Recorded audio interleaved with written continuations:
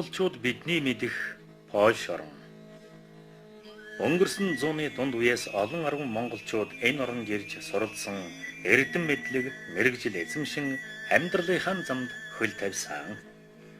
Польш, Монгол хоёр улс социалист гэсэн бүлэглэлд багтан улс төр эдийн засаг, нам олон нийтийн байгууллагын салбарт нягт хамтран ажиллаж байсныг хоёр орны ахмад үеийнхэн сайн санаж байгаа.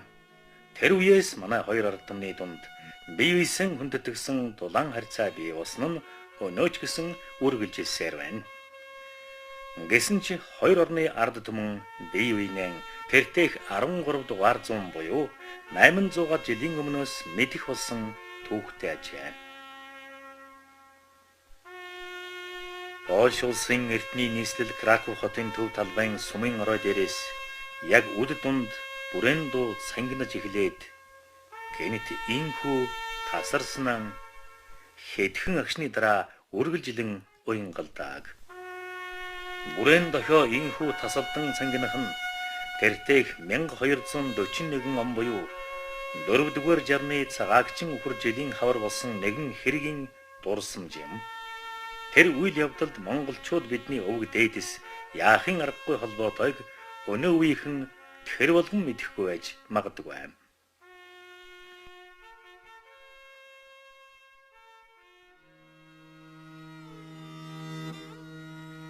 Аз твийн цээжинд нүүдэлэн амьдарч ирсэн овг аймагуудыг нэгтгэж их Монгол улсыг байгуулах үйл хэрэгэн Тэмүүжин Чингис хаан 1179 он буюу Шарагчин гахай жил Орхон Сэлэнг мөрөн байгаль нуурын зүүн хөвөөгөр нутаглаж байсан 3 мэргэд аймгийг дарсан байлдаанаар эхэлсэн байлээ. Шинэ тулгар байгуулсан их Монгол улсын хаан зүүн болоод өмнөд баруун өмнөд талын хэл хязгаарыг гаднаас өнгөлзөх аюулгүй болох зорилготой их аян дайныг Чингис хаан хийж зөрчид, тангууд, сардуулыг төгсгдсөн билээ. Чингис хааны хаан ширийг залгамжилсан өгөөтэй хаан эцгийнхэн гадаад бодлогыг үргэлжлүүллээ. Тухайн үед их Монгол улсад аюултай дайсан нь Чингис хааны их хүү зүчин эзэмшил нутагтай хил залгаа ижил мөрний сав нутгаар амьдарч байсан Хипчаг буюу Европт Половчууд бас Куманч гэж нэрлэгддэг нүүдэлчин аймаг байлаа. 1179 онд Сэлэнг мөрний буур хээрт Чингис хаанд бод зохигдсон тогтоов бэхэд тэргүүтэй 3 мэргэдийн үлдэгдэл Хипчагуудын нутагт зугтан очиж толгой хоргодон тэдэнтэй эвсэж Чингис хааныг зөрчидийн алтан улстай байдж байх үед их Монгол улсын баруун хойд хилээс цохилт өхийг эрмэлзэж байсан нь монголчуудыг баруун зүгт хүлгийн жолоо завж дайтахаас өөр аргагүй байдалд хүргэжээ. Иймд мэргэд Хипчаг тэргүүтэй дайсагнагч аймгийг дарж баруун хойд хилийн амгалан 50 болгох үүргийг өгөөтэй хаан Зүүчахын хүү Батад даалгадаа. Энэ дайныг түүхэнд Батын аян дайн гэдэг юм. Бас айл бүрийн ахмад хөвгүүдийг дайчлан явуулсан тул Монголын түүхнээ ахмад хөвгүүдийн аян дайнч гэж тэмдэглэгдсэн нь их аян дайны эхлэл болжээ. Батын зэрэгт буцсогдсон Хипчагууд Орос оронд зогтон очиход Рязаны ван нутагтан оргнуулсан нь монголчууд Оросын вангуудтай дайдах шалтгаан боллоо. Их хаан өгөөдийн зарилгаар Өрлөгбаатар сүбэдэ цэргэн хөдөлгөж 1237 он буюу Улагчин дахиад жил Рязаны нутагт цөмрөн орсноор баруун хойд зүгт монголчуудын хийсэн их аян дайн эхэллээ. Байлдаанд буцсогдсон Хипчагууд Рязаны вангийн хамт зугтан зэрэгэлдээ вангийнхаа нутагт орж хоргодоход Бат хаан тэднийг мөрдөн 3 жил аялаж байлдан дагуулсаар Орос орныг бүхэлд нь эзэлжээ. Төв Азиас гаралтай нүүдэлчид Орос орныг эзлээд Европт ойртож байгаа төгшүүрт мэдээг монголчуудад буцсогдсон зугтаж очисон Оросын вангууд Папаламын тагнуул туршуул зэрэг янз бүрийн хүмүүс Европын улс оронд хүргэж байлаа. 1239 онд католик шашинд дагаар орох болцолтойгоор Хипчагийн хан Котян 4 хүнээ дагуулсаар Черниговын ван Михаил, Галичин ван Даниил зэрэг хүмүүсийн хамт Урд нь ижил мөрөн орчим нутаглаж байгаад Европт нүүдлэн очсон мажарын хил дээр хэлэлцэж тохиролцсны дагуу очиход Белаван өөрийн биеэр тосож тэднийг мажарын нутагт тараан суулгах зарлиг буулгажээ.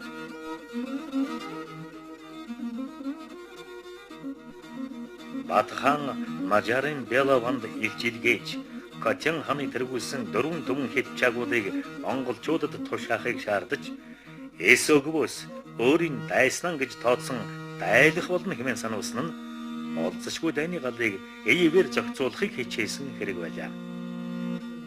Гэвч мажарууд Батханд хариу үйл илгээснээр зогсохгүй Монголын 30 элчийг зэрлэгээр хөнөөж омгорхсон аж.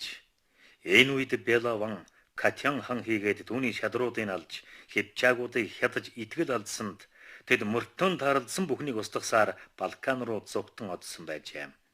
Ийхүү хипчаагуудын олонх нь Багааз дахь үнэн алдартны шашин тулс нэг хейхүрч улмаар Грегийн ханд хүч өргөх болсон зэргээр тэд мөгсөн байна.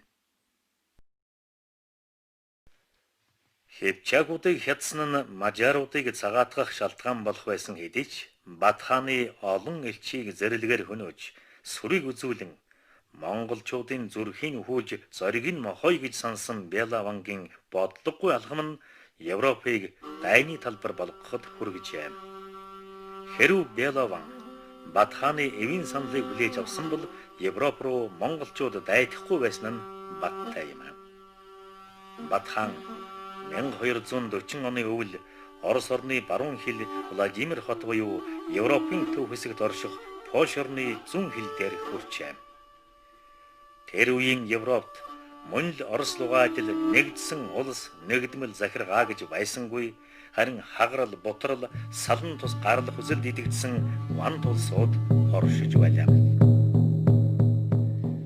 Батхан төв Европ руу дайрахын өмнө Баядар жанжинаар өдрөдүүлсэн хэсэг зэргийг Польшийн нутагт 2 удаа оруулж байлдан тагна харгаар цэргийн хүч газар орны байдлыг судлуулсан байна. Тэд эхний удаад 1241 онд Владимираас хөдлөн Люблин, Завихост, Сандомир хотыг дайлаад буцсан байна.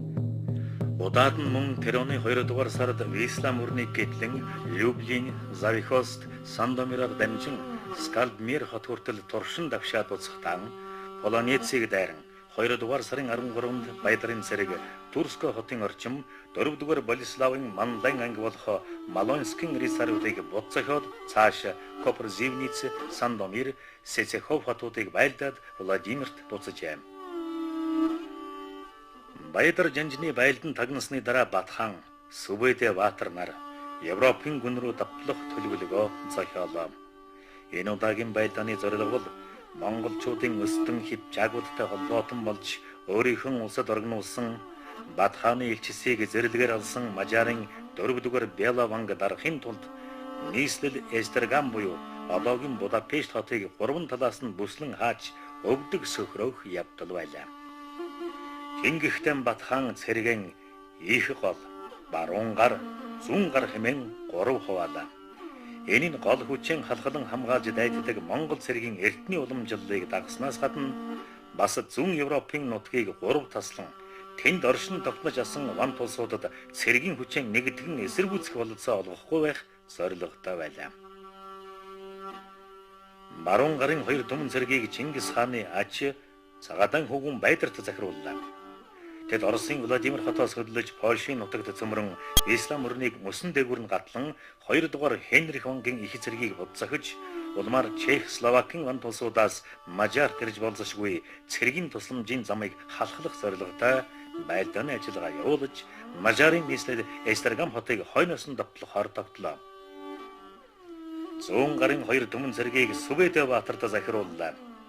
Тэд Оросын Владимир хотоос Батханы захирсан их гол цэргийн хамт хөдлөн Галич хотод буудаллан тэндээс их гол цэргээс салан өнөөгийн Молдавын нутгаар дамжиж Румыны Сучава Роднагийн замаар Карпатын нурууг давж давшихтаа Румын болон урд талын Болгар, Серб зэрэг ван тулсаас мажар тэрж болзошгүй цэргийн тусламжийн замыг халахлан хааж Эстергам хотыг өмнө талаас нь бүслэн дайрах үүрэгтэй байлаа. Дунд замаар давших их гол цэргэн Батхан өөрөн захирлаа. Тэрээр Оросын Галич хотоос хөдлөн Верецкийн даваагаар Карпатын нурууг давж гол цохилт хийсээр Мажарын нийслэл Эстергам хотын чанга зүүн талаас нь давтлахаар төлөвлөжээ. Батхан баруун зүүн хоёр гарын зэрэгтэйгэн байн холбоотой байж байлдааныг удирдах явсаар Эстергам хотод нэгэн зэрэг хурч бүсэлэн цохих зорилготой байлаа. Батханы их зэргийн бүрэлд хүнд монголчуудаас гадна Дундад Азийн дагаар орсон орнуудын цэрэг мөн онцлогдсон Оросууд ч явж байжээ. 13 дугаар зуун буюу монголчуудын дайлаар очсон тэр үед Польш орн өөр хоорондон өрсөлдсөн 4 ван улсад хуваагдсан байлаа. Их Польш гэж нэрлэгдсэн хэсгийг 2 дугаар Болеслав вангийн хойч үе болох 2 дугаар Хенрих захиран Гогц, Познань, Калыш орчмын нутаг дээд Силицийг мэдэлдэн барьж Вроцлав хотод төвлөрч байжээ. 2 дугаар Хенрихийн ах Мечислав буюу Мешко, Делизба, Аполе, Ратибор хот улсыг захирч байлаа. Бага Польш гэж нэрлэгдсэн хэсгийг 2 дугаар Болеславын хүү 4 дугаар Болеслав захирч байлаа. Түүний мэдэлд Краков, Сандомир хавийн нутаг орж байсан бөгөөд төв нь Краков хот байжээ.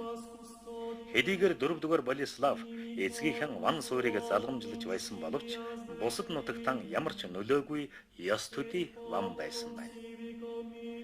4 дугаар Болеславын авгааха Конрад Мазовскийн өнөөгийн Варшав орчмыг захирч байлаа.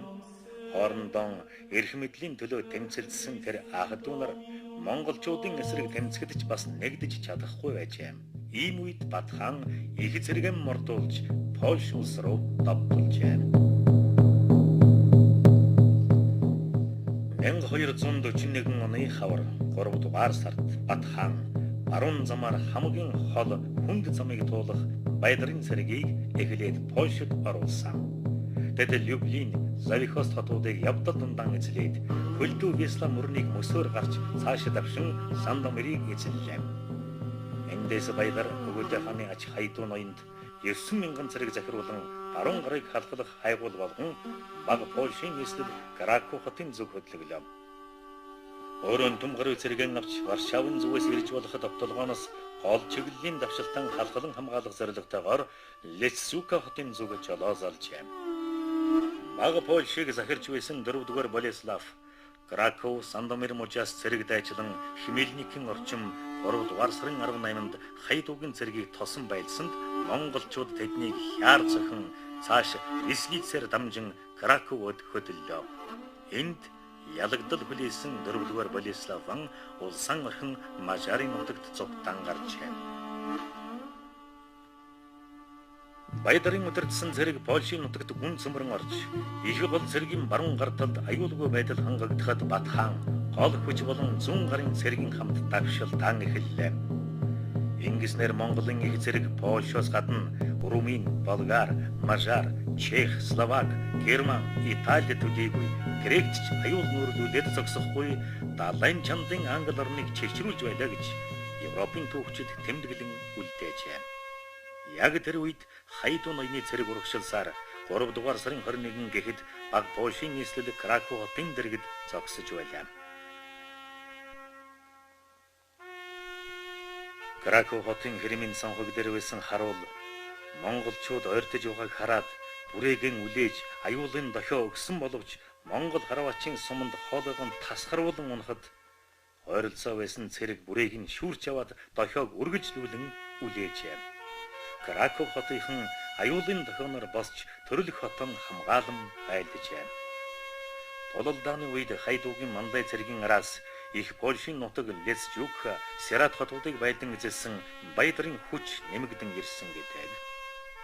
Краковчууд хотон хамгаалan өдөр шөнөгүй тулалдсан боловч 10 хоногийн дараа арга буюу бууж өгчээ.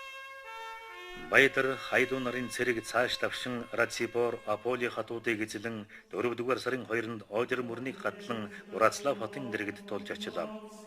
Баг Польшийн хотууд монголчуудад эзлэгдсэн сургаар эх орнон хамгаалах гэсэн олон мянган хүн Вроцлав хотод иржээ.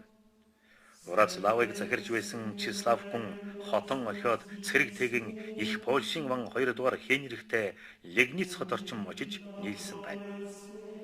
Гэвч удирдагчгүй болсон Врацлав хотын иргэд хотоон шатаагаад зогтсон байсан болохоор Баядар хайдуунаар тэнд саадсангүй. Харин Легницийн оролцоо цэргийн их хүч цугларч байгаа мэдээ аваад тэр зүгт хөдөллөө. Үнэхээр ч баг Польш монголчуудад эзлэгдсэн дуулианаар Польш, Чех, Герман, Францын рицарууд болон сайн дурынхан Легницийн ван 2 дугаар Хенрихийн дэргэд цугларсан байжээ. 2 дугаар Хенрих Легницээс холгүй орших намхан толгодоор хүрээлэгдсэн Валштадт гэдэг газрыг тулалдааны талбар болгон сонгож тэнд цугласан 4 түм гаруй цэргийн 4 цувраа болгон хуваалаа. Мандан ангийг Германы Голдбергийн уурхайчлаар хүч нэмэгдүүлж янз бүрийн үндэсний рицаруудаар бүрдүүлж Болеслав вангаар удирдуулан баруун гарт ам байрлууллаа. 2 дугаар ангийг их Польшийн рицарууд болон Краковын дайчдаар бүрдүүлж Солислав вангаар толгойлуулан төв хэсэгт ам байрлууллаа. 3 дугаар ангийг дээд Силез Аполлин дайчдаар бүрдүүлж Мешко вангаар толгойлуулан зүүн гарт ам байрлууллаа. Түүний удирдлагад мөн Пруссийн Тевтоны рицарууд багтаж байлаа. 4 дугаар ангийг Силез Бреславын дайчид Герман, Францын тайж гаралтай рицаруудаар бүрдүүлж 2 дугаар Хенрих өөрөн толгойлон нөөц хүч болгон байрлалаа. Хот суурин газрыг эзэлдэг монголчуудын аргыг Хенрих сонссон тул энэ удаа хүний олноор садгай газар хүнд зэвсэгтэй Герман, Францын хүнд хуйгт морд рицаруудын хүчээр Монголын хөнгөн хуйгт морд цэргийг хуу хам арчхаар төлөвлөсөн нь тэр байлаа. Тийм ч учраас Легницийн дэргэдэх тал газрыг сонгон монголчуудыг хүлээжээ. Тэр үед Чехийн ноён 1-р Вацлав Хенрих вангийн тусламж гуйсны дагуу 1 түмэн морьтон 4 түн явган цэрэгтэйгэн Легницээс ердөө 1 хоногийн газарт ирээд байсан байна. Гэвч Хенрих өөрийн цэргийн тооны давууд даан читгэлтэй байсан тул нэмэлт хүчийг хүлээлгүйгээр дайдахаар шийдвэрлэжээ. Баядар хайдуунаар тэдний өмнө Европын нэгдсэн их хүч зогсож байгааг тагнуулын мэдээгээр сайн мэдэж байлаа. Тиймээс тэд Чехаас Вацлавын тусламж ирэхээс өмнө Хенрихийн цэргийг буцсах төлөвлөгөө боловсруулжээ. 1241 оны 4 дугаар сарын 9-ний өдөр буюу цагаагчин өхөр жилийн хаврын дунд сард хязээч ялагдашгүй гэгдсэн Европын нэгдсэн их цэрэг рицаруудтай энхүү Монголын хөнгөн морд цэрэг Легницийн талд тулалдах боллоо. Тулалдаан эхлэх үед Монгол цэргүүд чив чимээгүй байх мөртлөө туг дарцгаар хиндэж үл ойлгогдсон дохио өгөлцөж эмх цэгцгүй үймэлдэх мэт харагдаж байсан тул монголчуудын хүн хүчний хэмжээ, байлдааны журам, жагсаалынх нь учрыг европчууд яаж ч хичээгээд үл ухаан гайхширч байлаа. Дайсныхан дайдах аргыг ухаарч чадсан Хенрих туршилтын дайралт хийлгэхээр баруун жигүүртэн барилуулсан Чех Моравын урхачтаас бүрдсэн Болеслав вангийн явган цэргийг давшуулжээ.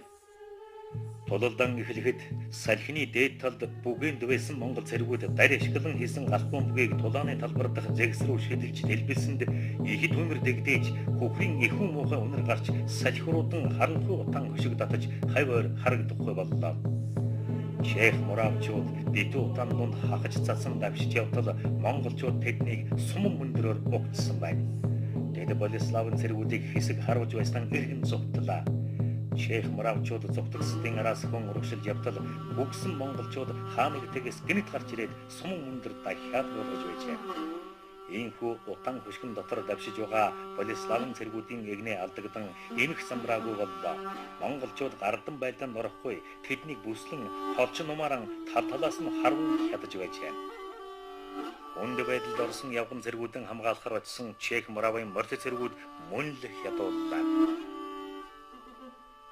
Баруун гарын цэргийг ялагдаж байгааг харсан Хенрих байдлыг аврахын тулд төв хэсэгтэн барилсан Солислав, зүүн гартан барилсан Мешко нарт тулалдаанд орох тушаал өглөө. Шин нэмэгдэл хүч илдэж чадан гялал зуулан дайрахад монголчууд хүчин давтсан мэтэд зугтаж зарим нь ор сургахгүй алга болжээ. Энэ бол өдөж хөдлөгөх мэн нэрэлдэг. Хуурамгаар зугтан дайсны гол хүчийг араасан хөтөлж тэдний жагсаалыг эмх замраагүй болгож бүслэн сохидог монголчуудын байлдааны уламжлалт арга цэргийн ов нэх байлаа. Энэхүү Мешко, Сулислав нарын цэрэг монголчуудыг элдэн хөөж байх оронд Баядар ноёны гол хүч Европынхныг хоёр зүгүүрээр тойрон бүслээд цохиж эхэллээ. Хоёр талын цэрэг зууралдан байлдаж байтал Мешкогийн цэргүүдтэй байлдаж байсан монголчуудын дотроос нэгэн мордон "Зугтаарай! Зугтаарай" гэж польш хэлээр хашгиран гарч ирсэн нь Мешкогийн цэргүүдийг цочрдуулан сандаргаж тэд үймэлдэн зугтааж эхэллээ. Энэ бол монголчуудын бас нэг ээлжид ов мэх байжээ. Тэрхүү үймүүлэн хашгирагч хүн чухам монгол хүн байсан уу? Эсвэл олсны польш юм уу, орос хүн байсан уу гэдэг нь түүхэнд өнөө хүртэл онцлог хэвээр үлдэжээ. Зүүн гарт нь байлдаж байсан Мешкогийн цэргийн эгнээнд бужигнан үүсэн ухаргыг харсан Генрих ван бэлтгэл хүч болгон нөөцөлж байсан Герман, Францын ирээд цариудыг өөрөн өдөртөн тулалдаанд орлоо. Том биетэй моринсон бүх бат төмөр хоёрыг дуулгаар өвч хоёгсан сайн зэвсэгтэр цариуд өөрийн уламжлал болсон төмөр гахай буюу шантаг хэлбэртэй жагсаалаар монголчуудыг дайрлаа. Тэдний сүртэй дайралтыг хөнгөн хоёрыг дуулгатай жижиг биетэй монгол цэргүүд эсэг тэсвэрлэн эсэргүүцэж чадлагүй туг хёран хүртэл хөсөр хаяад санд мэнд айн зугтааж эхэлжээ. Монголчуудын айн зугтааж байгааг харсан рицариуд урамшин тэдний араас нь хөөж эхэлсэн гэдэг. Рицариуд монголчуудыг хөөсөөр Ниса голын орчимд хүрэх үед зугтаж байсан цэргүүд гэнэт хоёр тийш салан толгод орон алга болгоход өмнө нь Монголын их цэрэг Замын хаан зогсож байлаа. Энэ бол урд нь тулалдаанд оруулаагүй байсан Баядрын бэлтгэл хүч болох Хайдуу ноёны удирдсан цэргүүд байлаа.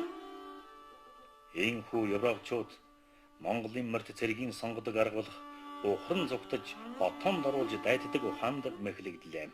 Монголчууд тэр мэхэн мохой хэрлэр хэрж нүүрэн дээр нь асгах гэж нэрлэдэг юм.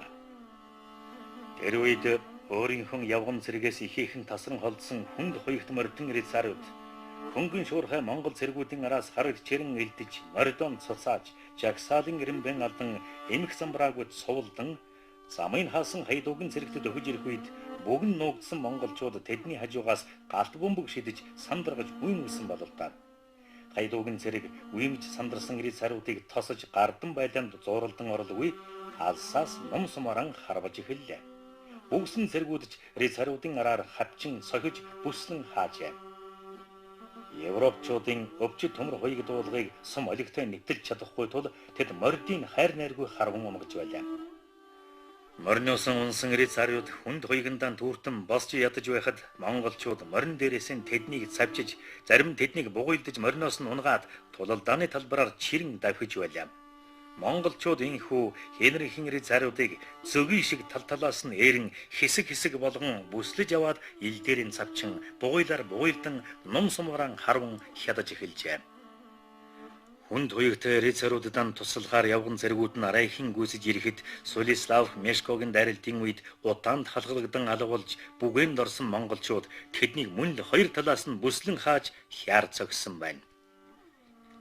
Хэрвээ монголчуудын нохой хэрлэр хэрж нүүрэн дээр нь асгах мэхэн бүдлэгүйтгэл Хайдуугийн цэрэг цадсан одны жагсаал хэмээх аргаар тал тал тийш таран тулааны талбарыг чөлөөлөхөд бүгэнд үлдсэн Баядрын цэргүүд газар зүүн байдлыг ашиглан Ниса гол руу дайсныг араас нь шахахад тарсан цэргүүд эргэн цугларч хүчээ нэгтгэн номон түлхүүр хэмээх уран арга хэрэглэн Европын цэргийг буцсахах нөөц төлөвлөгөөтэй байсан бололтой. Тэр ширүүн тулалдааны үед Генрих ван алагдсан нь Европын цэргүүдийг сэтгэл зүйн хувьд унган ухран зугтахад хүргэлээ.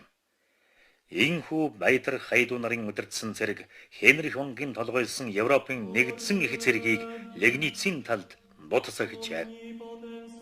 Тулалдааны дараа монголчууд эртний тоног авах заншилаараа амь өргөдгсдийн өрөөсөн чихийг огтлон авахд 9 том шуудаа дүүрсэн гэдэг бөгөөд зарим мэдээгээр тэр өдрийн тулалдаанд Генрих вангийн 2 түм 5,000 гаруй цэрэг амиан алдсан гэдэг.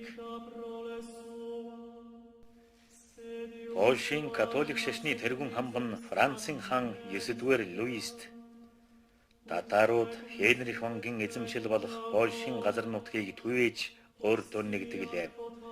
Олон барон, манай 6 ахан дүүс, 3 баатар, 2 төрүүч, мөн олон мянган эрс алагдлаа гэд булан эзлэгчдээс Францыг хамгаалах хүчин байхгүй боллоо хэмээн бичсэн гэдэг юм. Тулалдааны дараа монголчууд Хенрих вангийн толгойг жадан дөлгөн Легниц хотын хэрэмний гадна очиод хотынхныг бууж өгөхийг шаардахад хотынхан үл зөвшөөрч эсэргүүцэн тэмцэжээ. Тэр үед хотыг дайрахаар зэхэж байсан баядрын цэрэг ягаад ч юм гэнэт бүсэлтэн зогсоож Адмухов, Ратибор, Балюмуниц хотуудыг дайран өмнө зүг одсон нь Легницийнхний гайхширлыг төрүүлжээ. Монголчууд энэ тулалдаанд маш их хохирол амсаж тэд цаашид тулалдах бололцоогүй болсон учраас тиймхүү хурдвчлан ухарж одсон гэж Европынхан боддог. Үүндэн итгэсэн учраас жилүүрийн 4-р сарын 9-ийг эх орнон болон Европыг дорн зүгийн нүүдэлчдийн довтлогооноос хамгаалсан өдөр гэж эрдний нийслэл Краковд өнөө хүртэл тэмдэглэдэг ажээ. Тэр үед одоогийн Берлин хотод 200 км ойртоод байсан монголчууд гэнэт ураг ширгэж одсныг германчууд Бурхны аврал гэж итгэсээр байдаг гинэ. Гэтэл хэрэг дээрэн энэ нь баядрын цэрэг Мажарын нийслэл Эстергамыг 3 талаас нь бүслэн буцсахих болцоод хугацаа давчуудаж цаашид саатаж болохгүй болсонтой холбоотой байлаа. Тэгээд чи дээрх тулалдааны үр дүнд Батхааны гол замын цэргийн баруун зүгээрээс цохилдох хүч нэгэн түгээ болсон тул Легниц мэтийн жижиг хотуудыг дайлан эзлэх гэж сатаархын хэрэг үгүй байлаа. Энэ тулалдааныг Европын түүхэнд Валштадтын байлдаан гэж хожим тэмдэглэсэн байна. Валштадтын буюу Легницийн дэргэд болсон тулалдаан нь цэргийн урлаг зэр зэвсгийн хувьд тэсөөр хоёр хүчний тулгаралт байлаа. Тэрвлэх гэсэн Чингис хааны гэрээсэлээр хийсэн гэх юм уу? Ерөөсөн ямар нэг тодорхой шалтгаангүйгээр үйлдсэн монголчуудын түрэмгийлэл гэж өөрөндийн түүхчид үздэг. Гэтэл түүх сөхөөс Батхан Европ руу давтлахдаа барууны түүхчдийн хэлж бичдэг шиг Европт гүнзгий цөмрөн орж эцсийн далай хүрэх зорилго тавиаг байжээ. Харин тэрхүү аян дайны гол зорилго нь гагцхүү Хипчагийг төвшөтгөж хил хязгаарынхан аюулгүй байдлаа хангах явдал байлаа. Батхан зорилгон биелүүлсэн учраас Европ руу гэнэт довтолсон шигэн их зэрэгэн аван нутаг будсан. Хожим нь Бат асар их нутгийг хамарсан Алтан ордны улсын хаан байхдаа Европ руу ийм хэмжээний дайныг дахин явуулаагүй юм аа. Энэ аян дайныг Монголын нууц тавчонд Хипчагийн аян гэж товч тодорхой үүлсэн байдаг нь үүний нэг нотлогоо. Легницийн талд амиргдсан 2 том гарын дайчин эрсэд зориулан Польшийн ард түмэн сүм босгон дурсгалын мөнхжүүлсэн ажээ. Тулалдааны дараа монголчуудыг өмнө зүг эргэн явсны дараа Легницчүүд энэ талд амиргдсан эрсэн оршуулжээ. Тэр үед Хенрих вангийн хатан Анна алагдсан нөхрөн загалмайтны ясаар оршуулахаар дайны талбарт амиргдсан үе олон дайчдын дунд хайсан боловч толгойг цогцсыг олоход бэрх байжээ. Иймээс зүүн хөлөндөн 6 хуруутай хүний цогц олохыг албатуудаа даалгасан гэдэг яриа байдаг.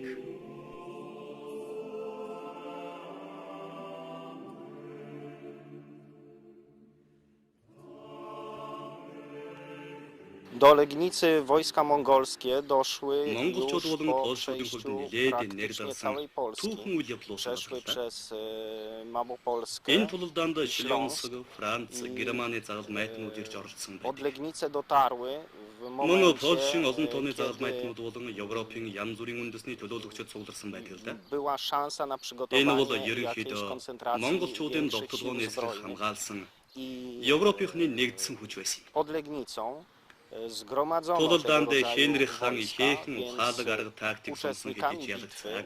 były Байлдааны өмнө Чехийн międzynarodowe ихээхэн wojska хэмжээний pod цэрэг туслахаар ирж байсан dowództwem хэдий ч Henryka Польшуудыг Pobożnego, тэдэнтэй нэгдэхээс нь ale үлдэж монголчууд тэднийг były to бүлэг już бүлгээр нь wojska буцсагсан юм. Легницийн тулалдаан бол Польшийн түүхэнд их өвөрмөс үзэгдэл юм. Энэ үйл явдал дээр үеэс эрдэмтэн судлаачдын сонирхлыг татсаар ирсэн. 1991 онд Легницийн тулалдааны 750 жилийн ойд зориулан зохиосон эрдэм шинжилгээний баг хурал дээр энэ асуудлаар ярилцлага дээцэгт хүрсэн билээ. Энэ сэдвээр хийсэн Чех, Польш, Германы эрдэмтдийн судалгаа их сонирхолтой байдаг. Ливницийн тулдаан бол Польшийн түүхэнд ялангуяа Ливницийн түүхэнд онцгой үйл явдал. Учир нь энэ үйл явдал манай хотыг дэлхийн түүхийн газрын зурагт оруулсан юм. Энэ тулдаан Европын түүхэнд онцгой үйл явдал болсон. Яагаад вэ гэвэл энэ тулдаан монголчуудын Европ руу довтлсон довтлохооныг зогсоох зорилготой байлаа. Энэ тулдаанд монголчууд ялалт байгуулж Шилонскийн хаан амь үлдсэн. Гэхдээ энэ нь улс төрийн тодорхой үр дагавартай байлаа. Тухайлбал Польшийн салан тусгаарлах үйл ажиллагааг зогсоосон. Эдийн засгийн өөрчлөлт авчирсан. Энэ талаар янз бүрийн үзэл бодол ойлголт гардаг бөгөөд нотлож олдож байна. Тэртех 13 дугаар зууны үйл явдлын гэрч болсон газар нутаг тэр үйл явдалд оролцож явсан ард түмний үр удам өвөг дээдстэн зориулан босгосон хөшөө дурсгал сүм дуган өнөө үеийнхэнд нэгийг өгүүлсээр байна.